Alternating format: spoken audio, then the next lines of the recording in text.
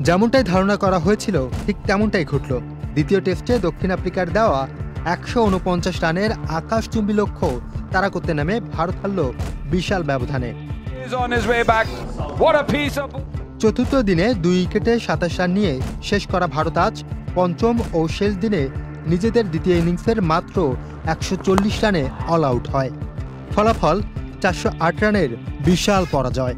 রানের হিসাবে টেস্ট ক্রিকেটে এটাই ভারতের সবচেয়ে বড় হার।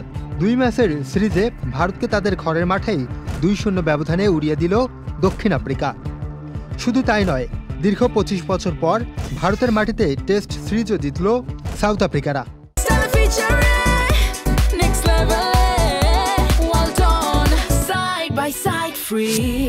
এর আগে সর্বশেষ ২০০০ সালে ভারতের টেস্ট সিরিজে জিতেছিল দক্ষিণ আফ্রিকা। ঘরের মাঠে এ নিয়ে সর্বশেষ ৭টি টেস্টের মধ্যেই ৫টিতেই হারল ভারত। টেস্টে ভারতের ব্যাটিং কতটা বিবর্ণ ছিল তা একটি পরিসংখ্যানেই স্পষ্ট। দক্ষিণ আফ্রিকা যে রান দিয়েছে, ভারত তাদের ২ ইনিংস মিলিয়েও তার চেয়ে ৬৭ রান কম করেছে। তবে চেষ্টা করেছিলেন ৩ নম্বরে নামা সাই সুদর্শনও।